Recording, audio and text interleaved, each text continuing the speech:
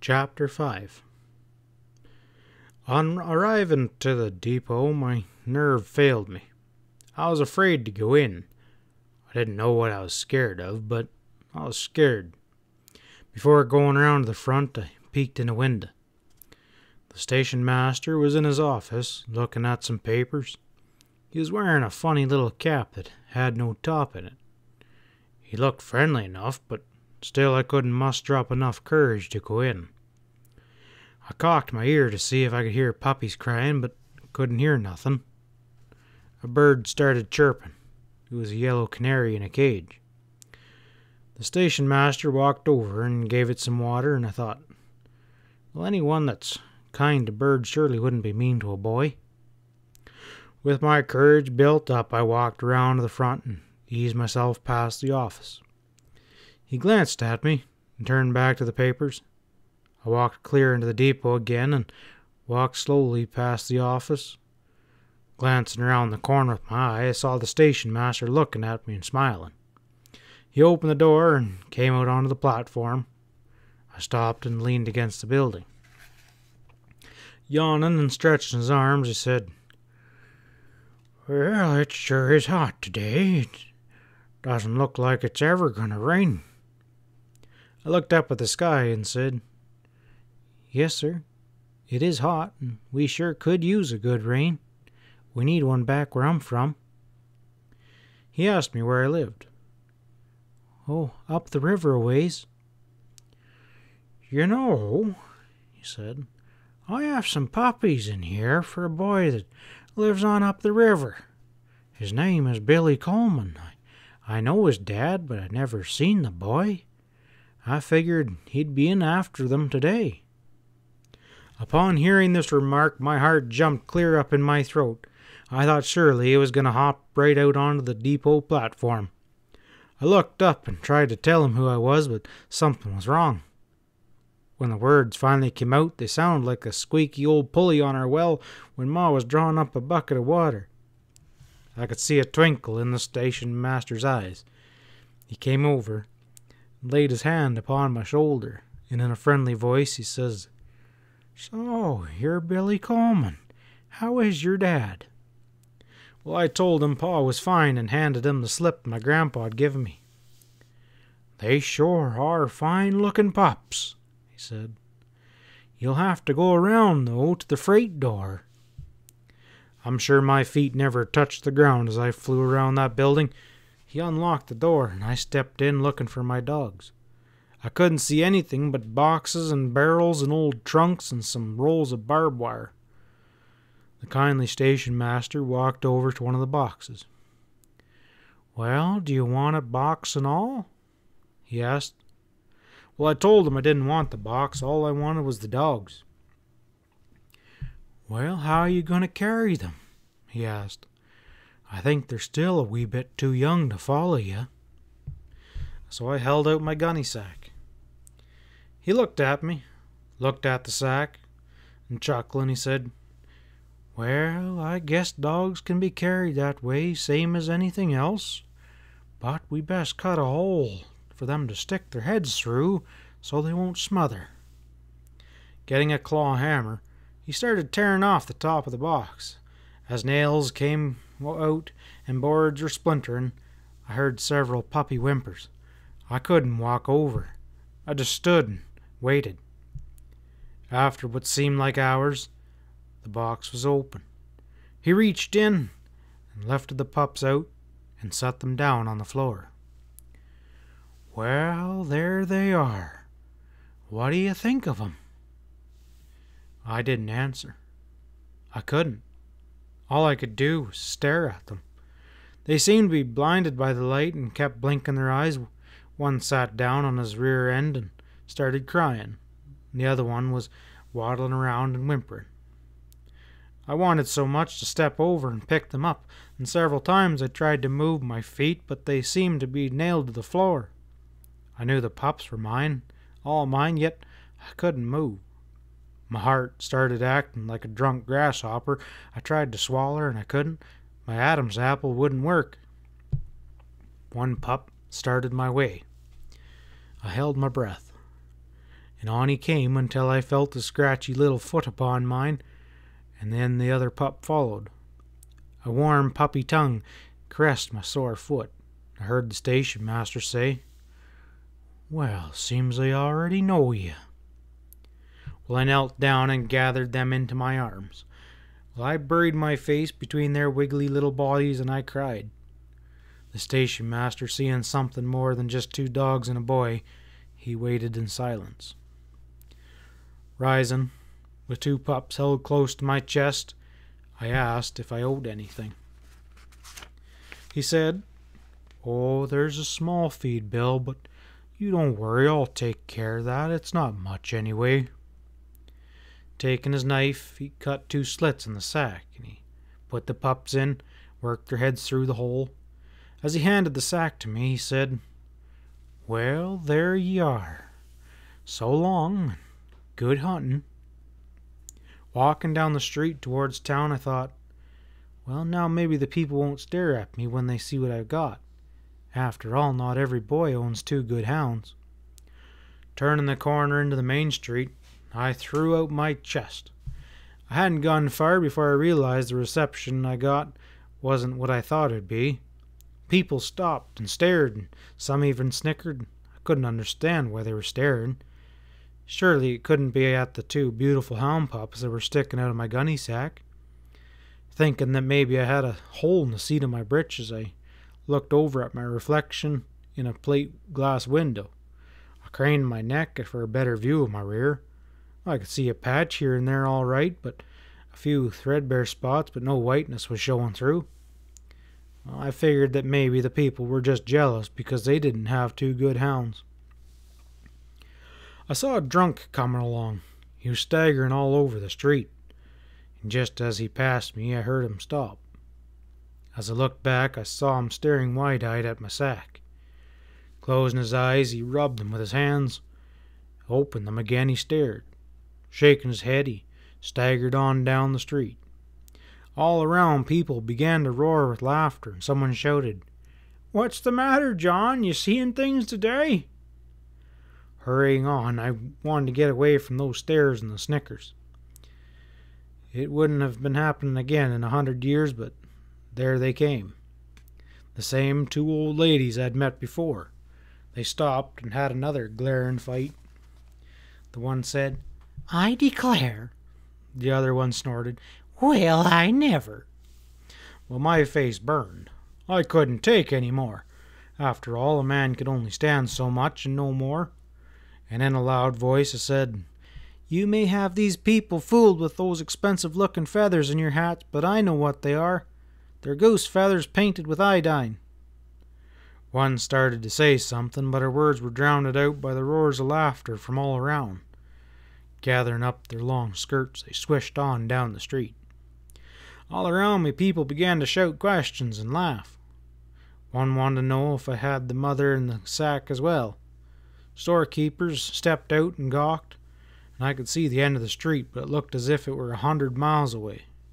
My face was as red as a fox's tail, and I ducked my head, tightened my grip on the sack, and walked on. I don't know where they came from, but like chickens coming home to roost, they flocked around me. Most of them were about my age, and some were a little bigger and some were smaller. They ganged around me, screaming and yelling. They started clapping their hands and chanting, "The dog boy has come to town. The dog boys has come to town." Well, my heart burst and tears come rolling. The day I'd waited for so long had turned black and ugly. The leader of the gang was about my size. He had a dirty, freckled face, and his 2 front teeth were missing. Well, I suppose he had lost them in some back alley fight. His shock of yellow sunburned hair bobbed up and down as he skipped and jumped in the rhythm of the dog boy song. He wore a pair of cowboy boots, and they were 2 sizes too big for him, no doubt handed down by an older brother. Well, he stomped on my right foot. I looked down, and I saw a drop of blood oozing from underneath the broken nail. It hurt like the dickens, but I grit my teeth and I walked on. Old Freckleface pulled the ear of my little girl pup. I heard her painful cry. Well, that was too much. I hadn't worked 2 long hard years for my pups to have some freckle-faced punk pulling on their ears.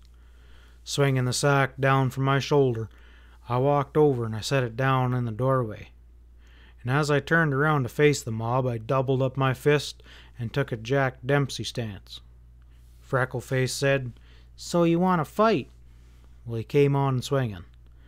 Well, I reached way back to Arkansas somewhere, and by the time my fist had traveled all the way down to the Cherokee Strip, there was a lot of power behind it. Smacking on the end of old Freckles' nose, it exploded. With a large grunt, he sat down in the dusty street. Grabbing his nose in both hands, he started rocking and moaning. I saw the blood squeeze out from between his fingers. While another one sailed in, he didn't want to fight, he wanted to wrestle. He stuck a finger in my mouth, so I just bit down. Shaking his hand and yelling like the hoot owls were all after him, he ran off across the street. Another one bore in, and I aimed for his eye, but my aim was a bit low and it caught him on the Adam's apple.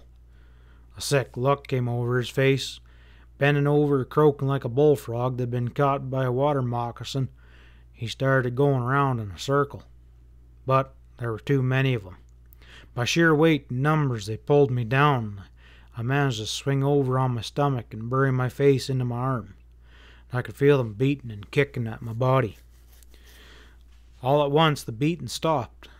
I heard loud cries from the gang, and turning over on my back, I was just in time to see the big marshal plant a number 12 boot in the seat of the last kid. I just knew I was next. I wondered if he'd kick me while I was down. I lay where I was, and he stared down towards me. I closed my eyes. I felt a hand as big as an anvil clamp upon my shoulder and thought, oh, he's going to stand me up just to knock me down again. He raised me up into a sitting position, and in a deep, friendly voice he asked, "Are you all right, son?" I opened my eyes. There was a smile on his wide, rugged face. In a choking voice, I said, "Yes, sir, I'm all right." He helped me to my feet. His big hands started brushing the dust from my clothes. "Those kids are pretty tough, son, but they're really not that bad. They'll grow up someday." "Marshal, I wouldn't have fought them if they hadn't, but they pulled my dog's ears." He looked over at my sack. One pup had worked its way out almost through the hole. The other one, head and 2 paws were sticking out. Both of them were whimpering. A smile spread over the big marshal's face. "So, that's what started the fight, huh?" Walking over, he knelt down and started petting the pups. "Oh, they're fine-looking dogs. Where'd you get 'em?" I told them I'd ordered them from Kentucky. "What did they cost you?" $40, sir." He asked if my father had helped buy them for me. "No," I said. "I bought them myself." He asked me where I got the money. "I worked and I saved it." "It takes a long time to save $40, he said. "Yes, sir. It took me 2 years. 2 years? I saw an outraged look come over the marshal's face.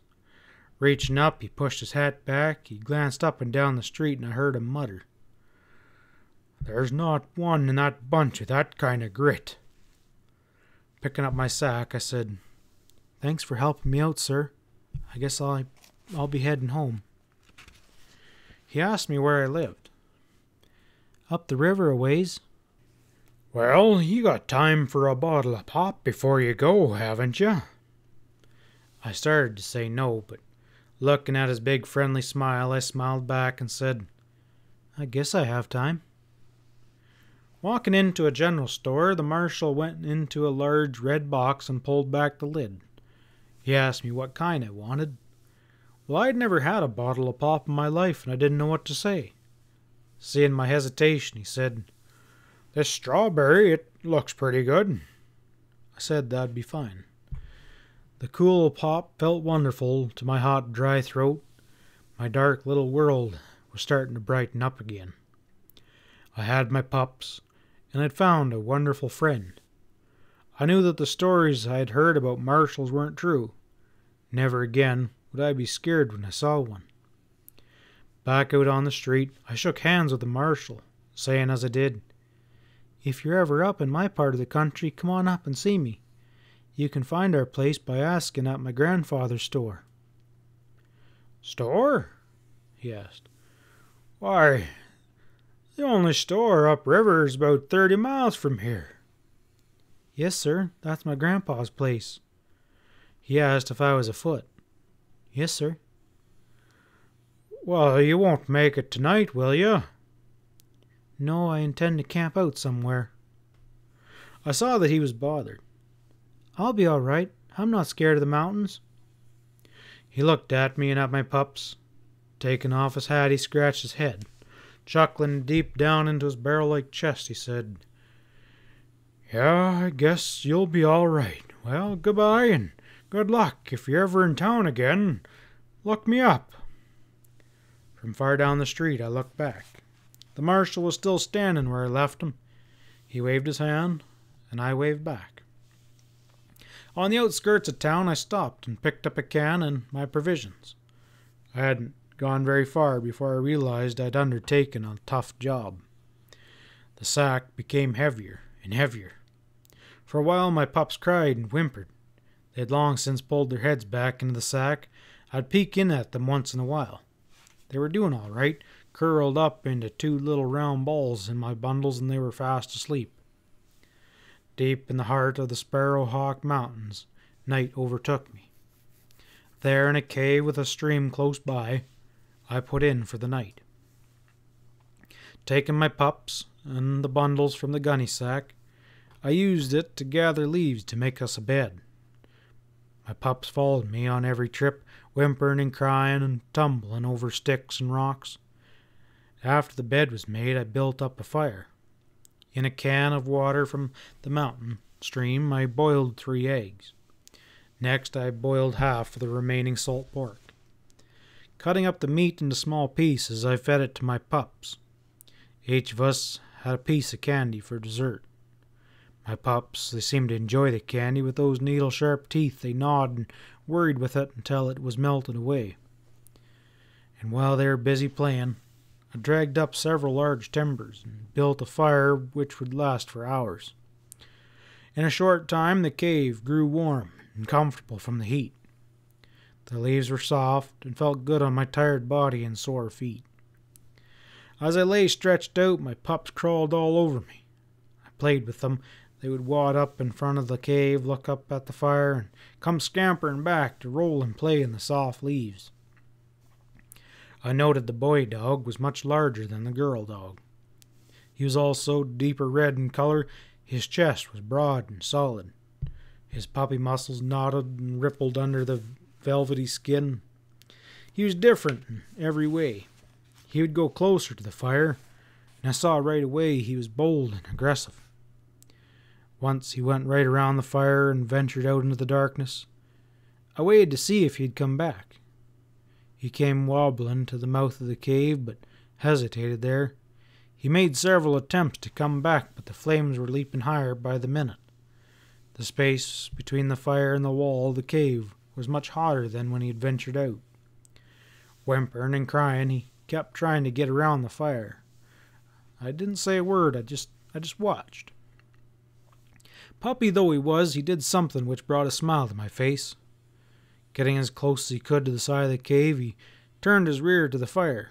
Hopping sideways, yipping at every jump, he made it through the heat and sailed into the pile of leaves. He had had enough. Curling up into a ball close to me, he went off to sleep.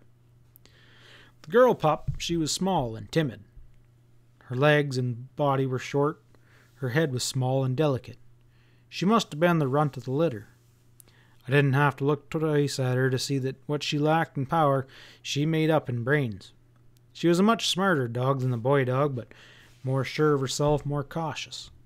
I knew when the trail became tough, she'd be the one to unravel it. I knew I had a wonderful combination.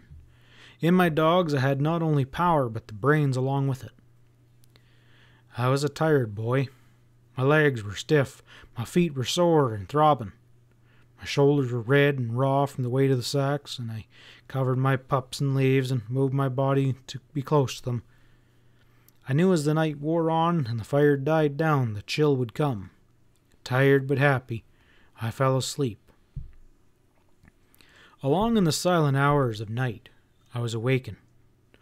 I opened my eyes, but I didn't move. I lay listening, trying to figure out what it was that had woke me. At first, I thought it was one of my pups had woke me by moving or whimpering. I discarded this thought, for I could see that they were both fast asleep. I decided it was my imagination at work. My fire had burned down, leaving only a glowing red body of coals, and the fire was dark and silent. Chill from the night had crept in. I was on to the point of getting up to rebuild my fire when I heard what awoke me. At first I thought it was a woman screaming, and I listened. My heart began to pound. I could feel the strain all over my body as nerves grew tighter and tighter. It came again, closer this time. The high pitch of the scream shattered the silence of the quiet night. The sound seemed to be all around us. It screamed like its way back into the cave and rang like a blacksmith's anvil against the rock walls. The blood froze in my veins. I was terrified. Although I'd never seen one, I knew what it was. It was the scream of a mountain lion. The big cat screamed again. Leaves boiled and stirred where my pups were, and in the reflection of the glowing coals, I could see that one was sitting up. It was the boy dog. A leaf had become entangled in the fuzzy hair of the floppy ear, and the ear flickered, and the leaf dropped. Again the hellish scream rang out over the mountains. Leaves flew as my pup left the bed, and I jumped up and tried to call him back. Reaching the mouth of the cave, he stopped. Raising his small red head high in the air, he bawled his challenge to the devil cat. The bawl must have scared him as much as it startled me. He came tearing back. The tiny hairs on the back were standing straight up. My father had told me lions were scared of fire. I started throwing on more wood. I was glad I'd dragged up a good supply before making camp. Hearing a noise from the bed, I looked back. The girl pup, hearing the commotion, had got up and joined the boy dog, and they were sitting side by side with their bodies stiff and rigid. Their beady little eyes bored into the darkness beyond the cave. The moist tips of their little black noses wrinkled and twisted as if trying to catch a scent. What I saw in my dogs gave me courage. My knees quit shaking and my heart stopped pounding. I figured the lion had scented my pups. The more I thought about anything harming them, the madder I got. I was ready to die for my dogs. Every time the big cat screamed, the boy dog would run to the mouth of the cave and bawl back at him. I started whooping and throwing rocks down the mountainside, hoping to scare the lion away. Through the long hours of the night, I kept this up. The lion prowled around us, screaming and growling, first on the right and then on the left and above and below. And in the wee hours of morning, he gave up and left to stalk other parts of the mountain. I'm sure he thought he couldn't stand a chance against those two vicious hounds and a big hunter. End of chapter 5.